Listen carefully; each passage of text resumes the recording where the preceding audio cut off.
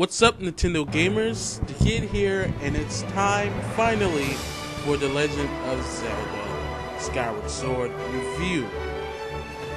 The game is awesome, it links everything together, but how is it against its predecessor, Ocarina of Time? Let's see, and we'll find out what differs and what's actually better. The story of The Legend of Zelda Skyward Sword is simple at first, but then as the game goes by, it gets way more complex. It's not hard to understand, but since there is a lot of spoilers that I can say about the story, I will just go with the basics so that I don't spoil you guys who haven't actually played the game. The story starts off with Link, just a regular boy or teenager, sleeps too much, lives in the sky on an island called Skyloft, here with his buddies and, of course, Zelda. Zelda is his childhood friend this time around and is not a princess, just the headmaster's daughter, so I guess you can say she is of some royalty to the townsfolk. Well, the story starts off, you wake up from a hideous dream, of course waking up to being hit by a leather by Zelda's bird, which is also called a Loftwing, and it's the day of a ceremony that takes place every year for those who are qualified to be a knight. Now, of course, after all this, Zelda gets kidnapped. Wow, big, very big surprise. But this time around, instead of a regular story as you would think The Legend of Zelda would go in, this is actually a origin story of not one but two main aspects of The Legend of Zelda history, and that is the history of Hyrule and the origin of the Master Sword and what it stands for, and if you don't know, the origin of someone else, but that is a major spoilers. But all the more, the story of The Legend of Zelda Skyward Sword is both complex and simple for everyone to understand. Again, you meet a new villain named Girahim. This character is awesome. This character is so evil, he's so flamboyant that you can't tell if he's really fruity or is he just so evil he comes off as a fruit. I mean, he is a awesome character, probably a genius character that was created. I mean, when I said in my updates that he reminded me of the Joker, he really did when I actually got my hands on the game. He really did remind me of the Joker. He can be both silly, he can be calm, and then he can be downright devious and evil. And I mean, there has never been a character in The Legend of Zelda history who has described so much how he wants to kill Link. And this game is kind of darker in a sense to other Legend of Zelda games, and that being because it is very graphic how Girahim actually says he wants to kill Link, and actually the word kill I don't think has ever been announced in a Legend of Zelda game, but in this one usually it's destroy. But the story is complex yet simple. You'll understand it and you'll learn to love it. It is a beautiful story. It is far beyond the Ocarina of Time story. It is amazing how things unfold, and it will be an absolute surprise how things goes later in the game. So the story is spectacular, especially if you love heavily story-based games. And this time around, this story is actually more cinematic based than any other Legend of Zelda game. So you will see a lot of cutscenes, and some cutscenes are actually long. So again, no voice acting, just listens in little sounds that each character makes for you to imagine yourself what they sound like.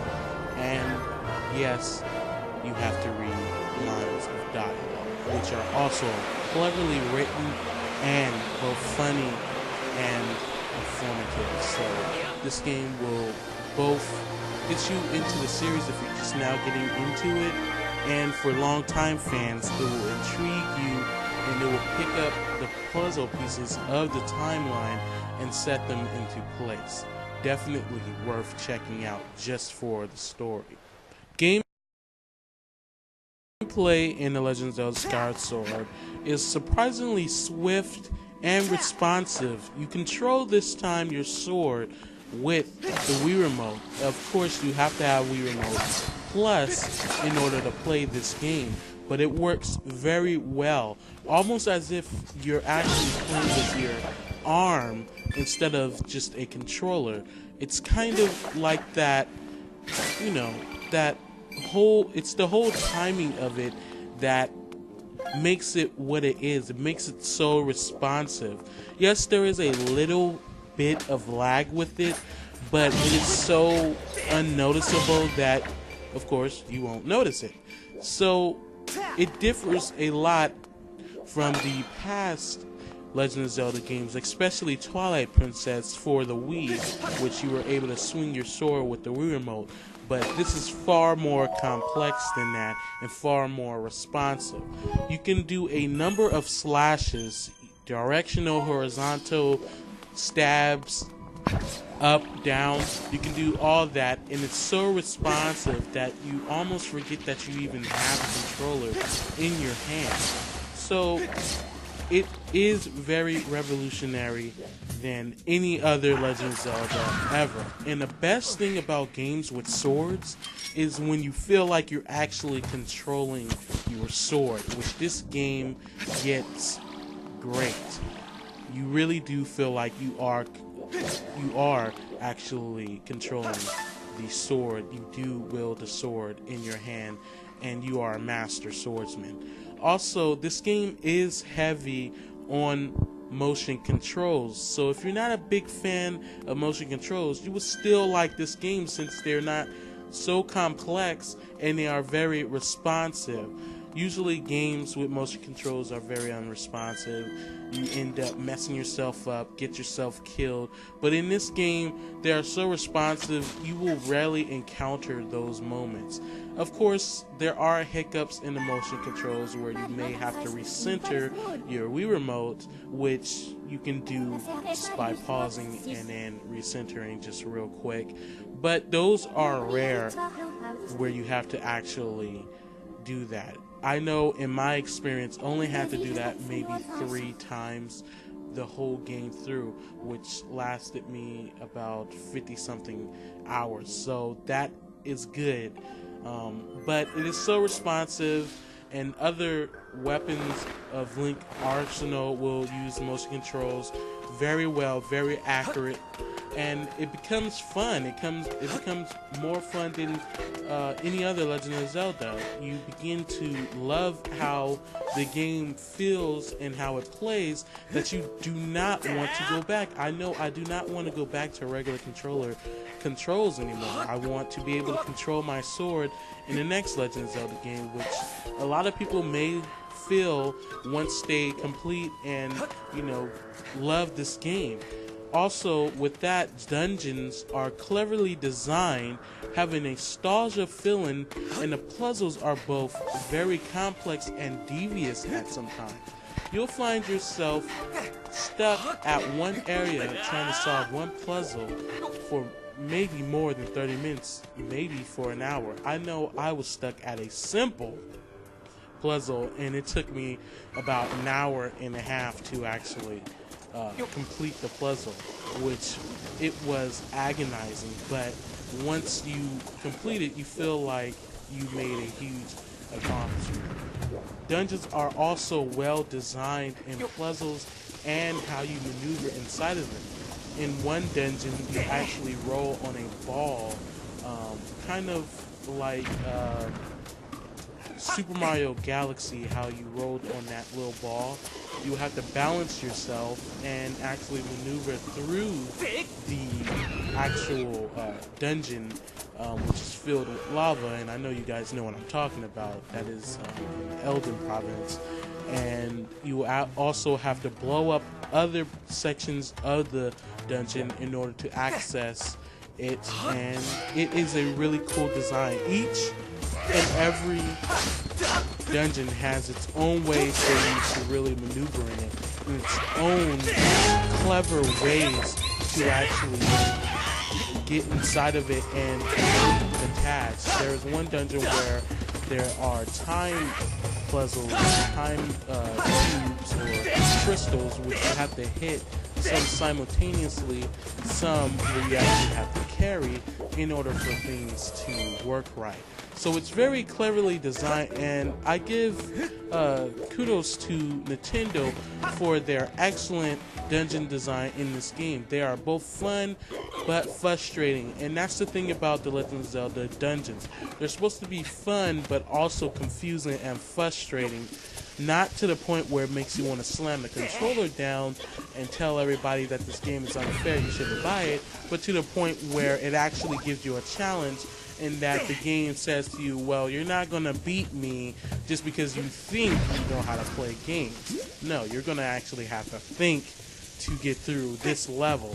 And they all last, if you were able to get through the dungeons, I would estimate you would get through the dungeon, if you wanted to, perfectly without any hiccups or problems getting stuck anywhere.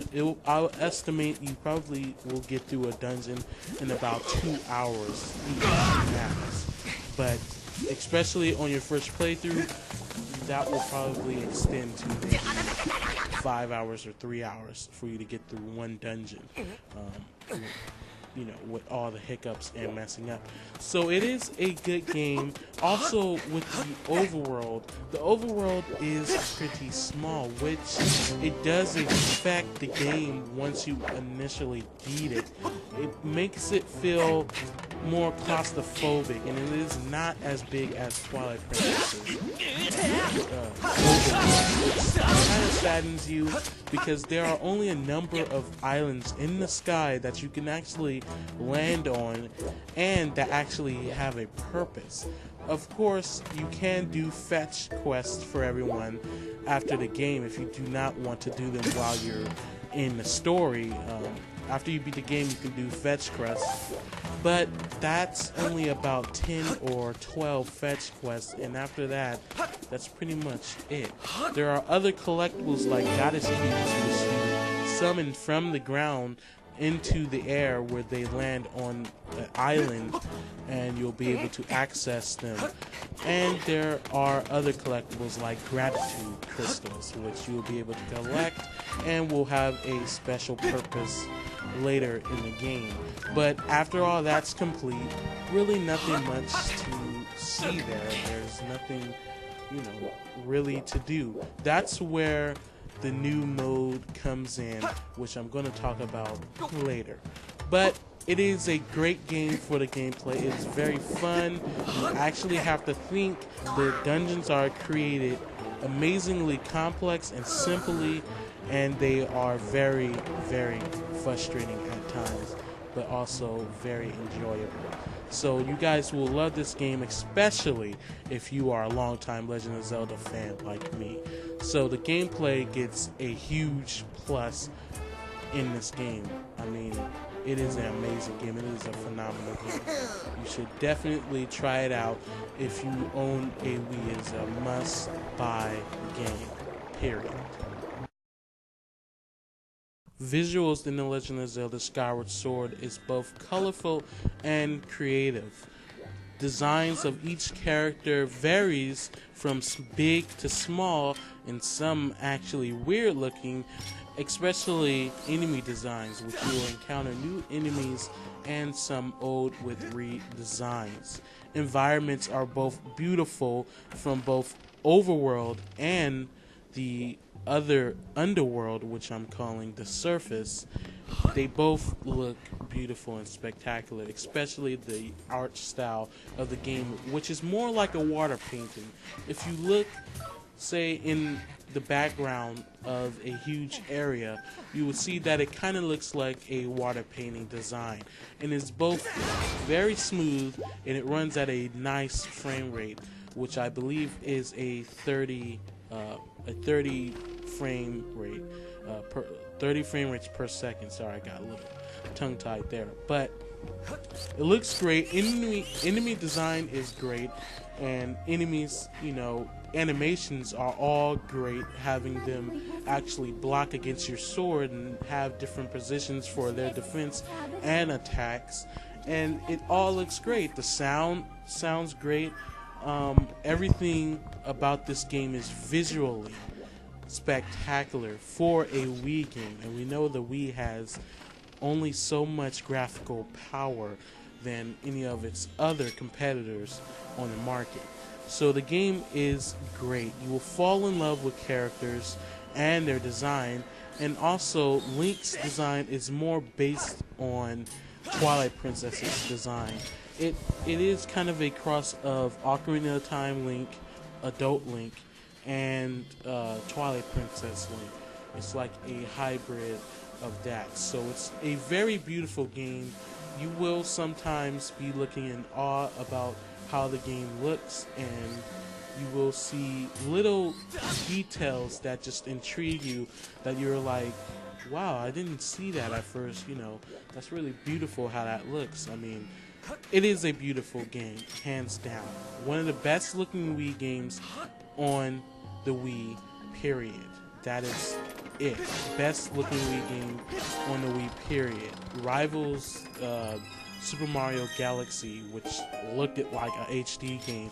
And this also does look like a HD game to me, but I don't know about everybody else. But very, very, very colorful, and can look dark and dingy at times too, which is not a bad thing. That's actually what some areas try to look like. So you will be intrigued about this game, how characters look, how dark things look, and how some characters' initial look makes their character actually better, especially with Girahim. The way he's designed makes him look actually more evil, more of a playful like villain of the game. So visuals are great, best on the Wii, and you will enjoy them, especially if you are just now getting a Wii and wanted to know what the Wii can really do. Overall, The Legend of Zelda Skyward Sword is among one of the best video games I have ever played in my life, and also one of the best Legend of Zeldas ever created. With its complex but simple story, its great motion controls, swords play, and item upgrading, its extras, but it does have its flaws with the small overworld and other less things to do with the overworld, and not being able to actually explore as much as you would like in a Legend of Zelda game. But those are minor little flaws that some, but not most, will notice or even care about. This is one of the best video games I ever played in my life, and it surely would be the best game for some people they ever played in their life, especially when it comes to the Legend of Zelda franchise. That's why I'm giving this game a perfect score in both visuals, controls, gameplay, design, the way it plays, everything, characters, story, everything is almost flawless in this game. And of course, games have their flaws, but the reason why they get perfect scores is for what they do right and how they do it. And this is what that game does. It does everything right, and it does it the way you want it to be. So this game gets a perfect score, the first perfect score that I will give for a game with my reviews. You guys definitely should not miss this game. It is phenomenal. It is spectacular. You will fall in love with this game. It gets a 10 out of 10.